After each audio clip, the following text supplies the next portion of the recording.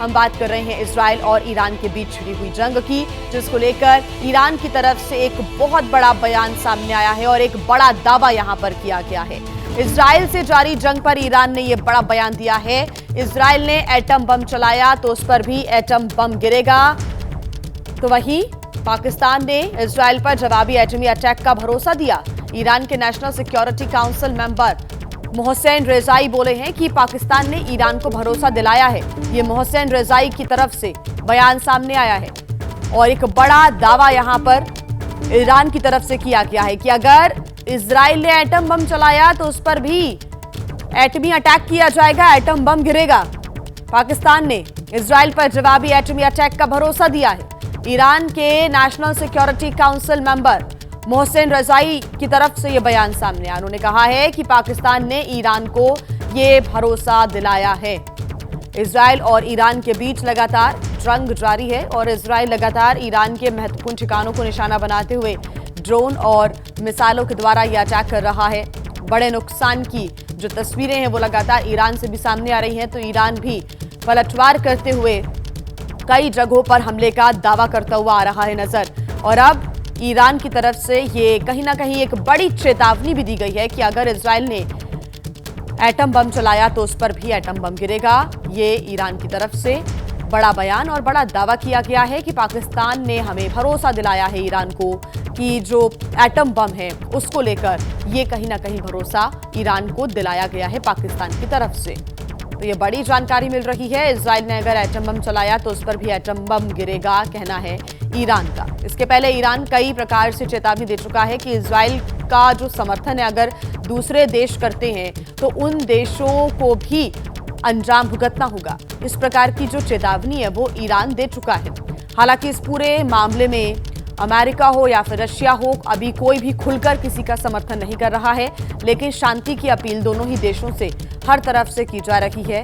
भारत का जो रुख है वो बेहद न्यूट्रल है इस वक्त और भारत शांति की अपील करता हुआ दिख रहा है। जो स्टैंड है भारत का वो शांति के पक्ष में है। ऐसे में दोनों ही देशों से लगातार शांति की अपील यूनाइटेड नेशंस की तरफ से भी की जा रही है। लेकिन इस बीच जो चेतावनियों का दौर है, जो हमलों का दौर है और बड़े बड़े दावों का दौर है वो इजराइल और ईरान के बीच चल रहा है। और पिछले अगर हम 48 से 72 घंटे की बात करें तो कई स्थानों से जो मिसाइल के अटैक की तस्वीरें हैं और धमाकों की तस्वीरें हैं, आग की लपटों की तस्वीरें हैं वो सामने आई है। चाहे वो तेहरान हो या फिर तेल अवीव, ये वो इलाके हैं इजराइल और ईरान के जहां पर लगातार अटैक्स की तस्वीरें सामने आई है। तेल अवीव में भी कई स्थानों पर अटैक किया गया और इजराइल के ही अगर अलग अलग इलाकों की बात करें तो कई स्थानों पर अभी लोग बंकरों में रहने को मजबूर हैं, जो बेसमेंट से वहां पर शरण ले रहे हैं। और देखिए इस बीच ईरान और इजराइल की जंग को लेकर एक और बड़ी खबर आपको हम बता दें। ये खबर है कि इजराइल ईरान के सुप्रीम लीडर खामेनेई की हत्या की प्लानिंग कर रहा था और ये दावा मीडिया रिपोर्ट्स में किया गया है। इसके मुताबिक इजराइल के इस प्लान को अमेरिकी राष्ट्रपति ट्रंप ने वीटो कर दिया, यानी कि रोक दिया। मीडिया रिपोर्ट्स में अमेरिकी अधिकारियों का हवाला देते हुए कहा गया है कि राष्ट्रपति ट्रंप ने हाल ही में ईरान के सुप्रीम नेता अयातुल्लाह अली खामेनेई को मारने की इजरायली योजना पर वीटो लगा दिया। आपको बता दें कि ईरान के सुप्रीम लीडर हैं अयातुल्लाह अली खामेनेई और उन्हें मारने का प्लान इजराइल बना रहा था। ये मीडिया रिपोर्ट्स के द्वारा जानकारी हासिल हुई है और यही प्लान जब बना तो अमेरिकी राष्ट्रपति ट्रंप ने उस प्लान पर आगे बढ़ने से इजराइल को रोक दिया। ट्रंप ने इजराइल को खामेनेई को मारने से रोका। सूत्रों के हवाले से ये जानकारी मिल रही है। मीडिया रिपोर्ट्स में दरअसल ये दावा किया गया है ईरान और इजराइल के बीच तनाव से जुड़ी हुई ये बड़ी खबर। वैसे लग ही रहा है कि अमेरिकी राष्ट्रपति डोनाल्ड ट्रंप को क्रेडिट लेने की अजीब सी लत लग गई है, क्योंकि एक तरफ ट्रंप ये दावा कर रहे हैं कि वो जल्द इजराइल और ईरान के बीच शांति करवाएंगे, लेकिन इस दौरान उन्होंने भारत और पाकिस्तान के बीच सीजफायर का हवाला दिया। मिडिल ईस्ट जंग की आग में जल रहा है। इजराइल और ईरान एक दूसरे पर मिसाइल दाग रहे हैं, लेकिन अमेरिकी राष्ट्रपति अलग ही राग अलाप रहे हैं। क्योंकि इजराइल और ईरान की जंग के बीच अमेरिकी राष्ट्रपति डोनाल्ड ट्रंप ने एक्स पर पोस्ट किया, जिसमें लिखा कि ईरान और इजराइल को एक सौदा करना चाहिए और वो सौदा करेंगे, ठीक वैसे ही जैसे भारत और पाकिस्तान के साथ किया। ट्रंप यही नहीं रुके, उन्होंने यहां तक कह दिया कि कई कॉल और मीटिंग चल रही है, मैं बहुत कुछ करता हूं लेकिन श्रेय नहीं लेता। लेकिन सवाल यह है कि शांति से पहले घोषणा करना और बताना कि क्या श्रेय नहीं है, क्योंकि ट्रंप भारत और पाकिस्तान के सीज फायर के वक्त भी यही दावा किए थे। हालांकि बाद में मुकर गए कि उन्होंने शांति नहीं कराई, लेकिन अब ट्रंप फिर से दावा कर रहे हैं युद्ध विराम उनकी वजह से हुआ। फिलहाल सबकी नजर ईरान और इजराइल पर टिकी है। क्या वो ट्रंप की बात मानेंगे या फिर ट्रंप ये सब हवा बनाने के लिए कह रहे हैं? अब ईरान और इजराइल की सनातनी के बीच इस वक्त दुनिया की नजरें 3 महाशक्तियों पर टिकी हुई हैं। ये 3 महाशक्तियां अमेरिका, रूस और चीन। मिडिल ईस्ट में शांति बहाली को लेकर ये तीनों ही महाशक्तियां बातें तो खूब कर रही हैं, लेकिन इनकी कथनी और करनी में ज्यादा मेल नहीं दिखाई देता। खास बात यह है कि अब दुनिया 2 खेमों में साफ साफ बटी हुई नजर आ रही है।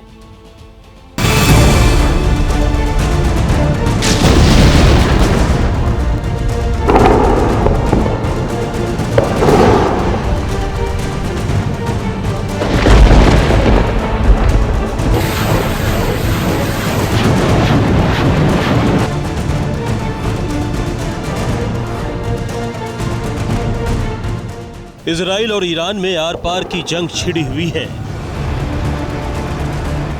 चीन और रूस भले ही एक दूसरे के पक्के दोस्त हों, लेकिन अपने अपने फायदे के लिए दोनों इस वक्त अलग अलग देशों से तालमेल बैठाने की जुगत में लगे हैं।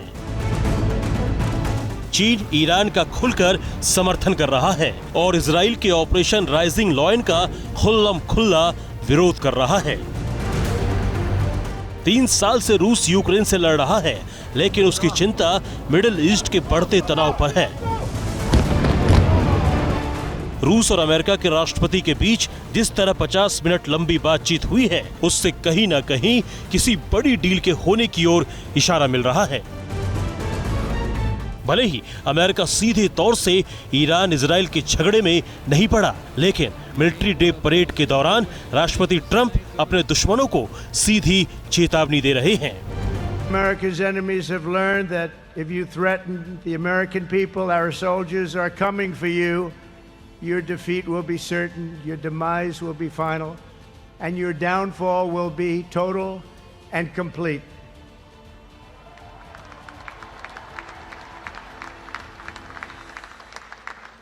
Because our soldiers never give up, never surrender, and never ever quit.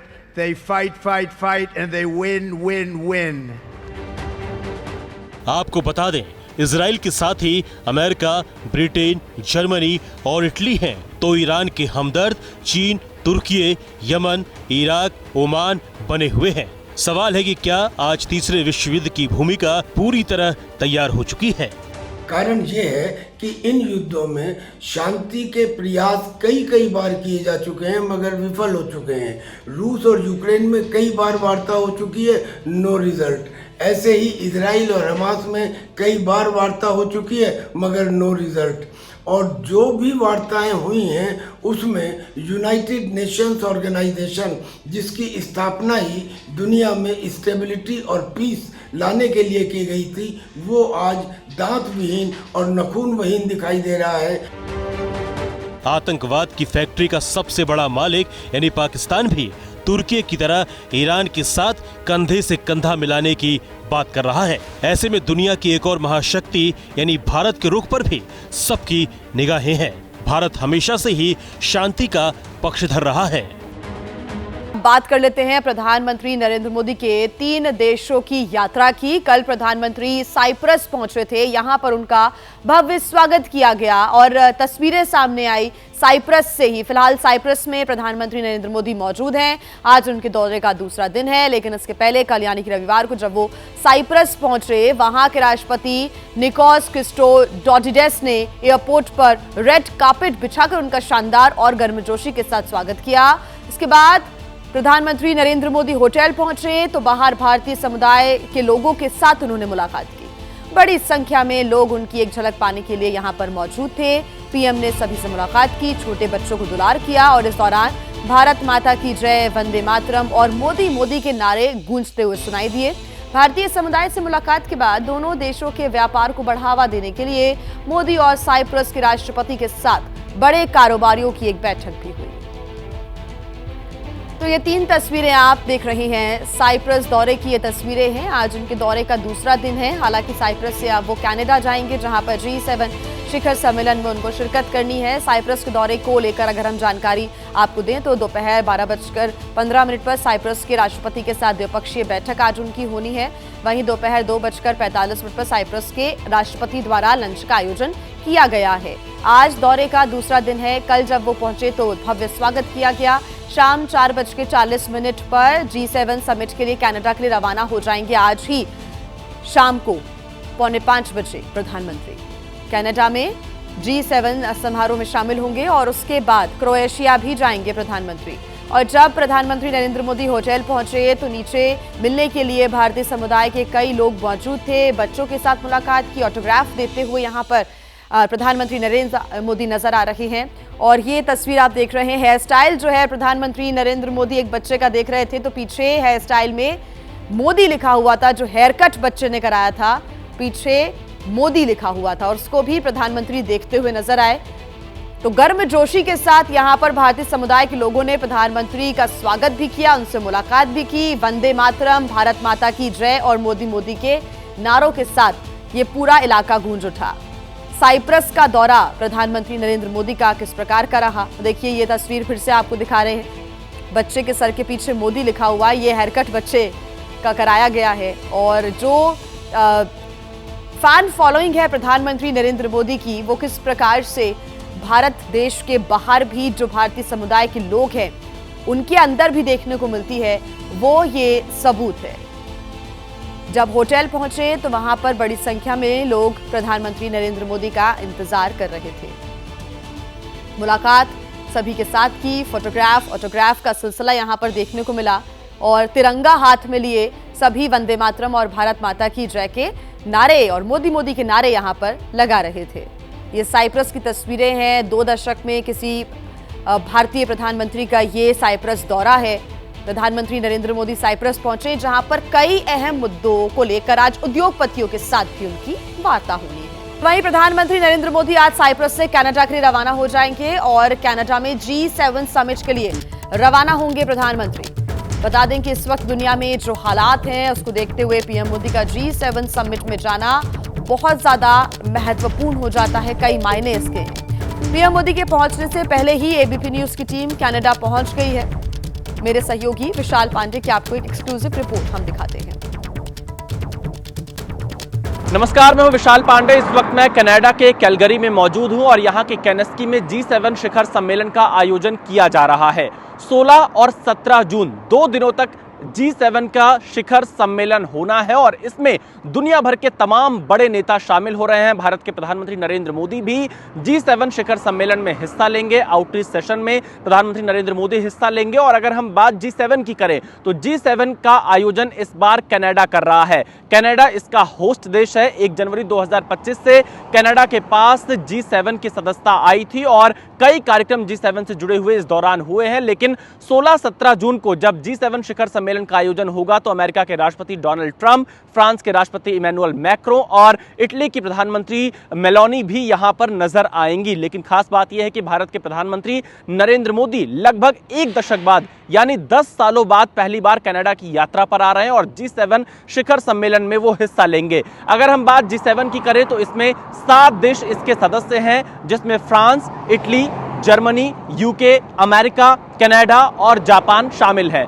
European union और यूरोपियन कमीशन इसमें हिस्सा जरूर लेते हैं, लेकिन वो इसके सदस्य नहीं हैं। इसके अलावा तमाम देशों को, खासतौर पर एशिया के देशों को इसमें आउटरीच सेशन में बुलाया जाता है और भारत भी लगातार अब तक 12 जो G7 के शिखर सम्मेलन हुए हैं उसमें हिस्सा ले चुका है। भारत के प्रधानमंत्री नरेंद्र मोदी भी 6 बार अब तक G7 शिखर सम्मेलन में हिस्सा ले चुके हैं। इससे पहले हमने इटली में उनको देखा था, जापान में देखा था और अब कनाडा में भारत के प्रधानमंत्री नरेंद्र मोदी हिस्सा लेने पहुंचे हुए हैं। और अगर हम बात करें तो G7 सदस्य देशों की जो पूरी अर्थव्यवस्था है ये दुनिया की GDP का लगभग 45% माना जाता है और G7 के जो 7 सदस्य देश हैं, दुनिया की आबादी का 10% इन देशों में लोग रहते हैं। और सबसे बड़ी बात यह है कि G7 के विस्तार की मांग लगातार की जा रही है कि G7 का विस्तार किया जाए, क्योंकि G7 में जो उभरती हुई अर्थव्यवस्था है जैसे भारत और चीन,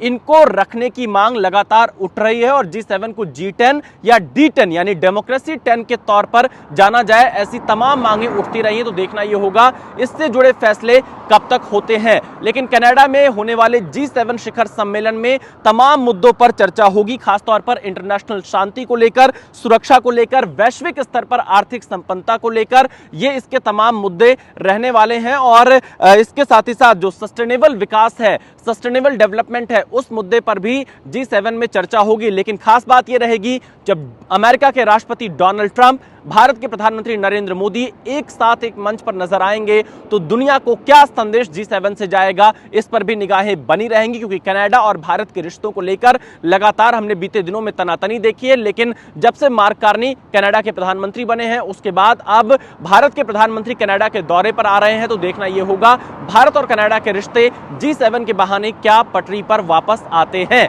इस पर नजर बनी रहेगी। विशाल पांडे, कनाडा, एबीपी न्यूज। मौत का पुल सियासत पुल, जी हां, हम बात कर रहे हैं महाराष्ट्र के पुणे में हुए हादसे की। एक और पुल धड़ाम हो चुका है, लेकिन सियासत चरम पर है, उफान पर है। विपक्ष महाराष्ट्र सरकार को लगातार घेर रहा है और ये बड़ा फैसला यहां पर लिया गया। डेप्यूटी सीएम एकनाथ शिंदे ने महाराष्ट्र के सभी पुराने पुलों की जांच के आदेश दे दिए हैं। यह बड़ा फैसला लिया गया। इस बीच आपको पुल हादसे से जुड़ा अपडेट भी हम बता देते हैं। अपडेट यह है कि पुणे पुल हादसे में रेस्क्यू ऑपरेशन खत्म हो चुका है। बीती रात खत्म हो गया था यह रेस्क्यू ऑपरेशन। करीब 7 घंटे तक राहत बचाव का काम चलता रहा। 4 लोगों की अब तक मौत की जानकारी मिल रही है, तो वहीं 5 लोगों को बचाया गया। रेस्क्यू ऑपरेशन चलाकर 50 लोगों को बचाने का काम किया गया। महाराष्ट्र के तमाम जो पुराने पुल हैं उनकी जांच के आदेश भी दिए गए हैं। खुद महाराष्ट्र के डेप्यूटी सीएम एकनाथ शिंदे ने यह आदेश दिया है।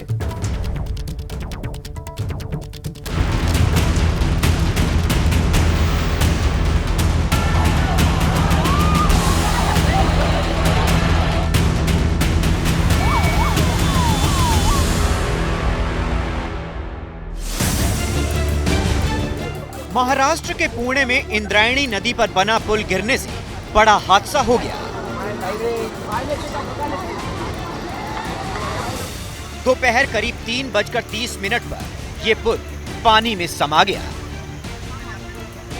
जिस वक्त पुल गिरा उस पर 100 से 120 लोग मौजूद थे, जो पानी के तेज बहाव में बहने लगे, जिससे अफरा तफरी मच गई, चीख पुकार मचने लगी। पानी का बहाव तेज होने के कारण लोग डर गए, अपनों को बचाने के लिए चिल्लाने लगे।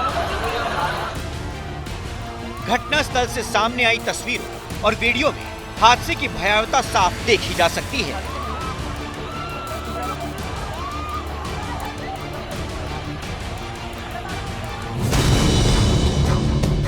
महाराष्ट्र में बीते कुछ दिनों से बारिश का दौर जारी है।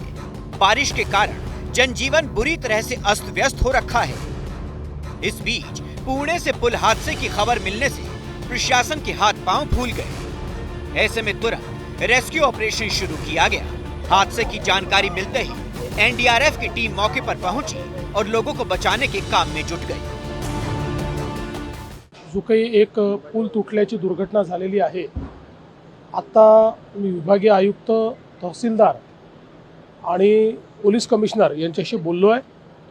आत्ता प्राथमिक माहिती एवढीच आहे की हा पूल तुटलेला आहे, त्याच्यामध्ये काही लोक जखमी झाले, त्या जखमींना हॉस्पिटलमध्ये नेलेला आहे। पिछले 2 दिनों से मावल इलाके में भारी बारिश हो रही है, जिससे इंद्रायणी का जलस्तर बढ़ा हुआ है। इसके कारण रेस्क्यू टीम को नदी में गिरे पर्यटकों को बचाने में काफी दिक्कत पेश आ रही है। वाटरफॉल के बाजू में ये आयरन का ब्रिज था, पुराना डिलेपिडेटेड ब्रिज था, वो आज गिर गया है। यहाँ पे एनडीआरएफ की जो टीम है वो रेस्क्यू ऑपरेशन के लिए आई है, लोकल पुलिस है और क्रेन और बाकी बचाव कार्य जारी है। अब तक इस हादसे की 2 बड़ी वजह सामने आ रही हैं। शुरुआती जानकारी के मुताबिक ये पुल पहले से ही बहुत खराब और जर्जर स्थिति में था। दूसरा, हादसे के समय एक तो पुल पर क्षमता से अधिक पर्यटक मौजूद थे और लोग 2 व्हीलर से भी इस पुल से जा रहे थे, जिसके चलते पुल वजन सहन नहीं कर सका और नदी में समा गया, जिसके कारण ये दर्दनाक हादसा हुआ। एनडीआरएफ की टीम है, सब जो भी है वो सारे मिलके अभी सबको हेल्प करने की कोशिश कर रहे हैं। बिल्कुल ये पुल बंद होना चाहिए था, लेकिन अभी ये राजनीति और टीका टिप्पणी करने का वक्त ही नहीं है। अभी वक्त इंसानियत का है। हर एक जो यहाँ फंसा पड़ा है उसको मदद करने की जरूरत है। तालेगांव में कुंदमाला पुणे का फेमस टूरिस्ट स्पॉट है। पुणे से कुंडमाला की दूरी 30 किलोमीटर है। ये जगह मुंबई के रास्ते में एक्सप्रेसवे में एंट्री करने से पहले स्थित है। वीकेंड पर यहाँ हजारों की संख्या में लोग पहुँचते हैं। जहाँ पे यह हादसा हुआ है वहाँ पे जो नज़ारा है अभी मैं दिखाना चाहूँगा कि यहाँ पे अभी फिलहाल रेस्क्यू ऑपरेशन जारी है।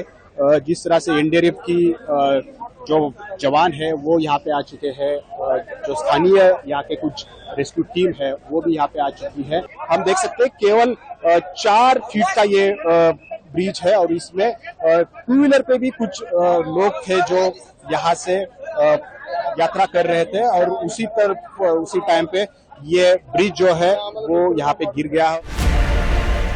दिन रविवार का था, ऐसे में बड़ी संख्या में पर्यटक यहाँ पहुँचे थे, लेकिन इन्हें पता नहीं था कि इनकी ये मौज मस्ती थोड़ी देर में ही हादसे में बदलने वाली है।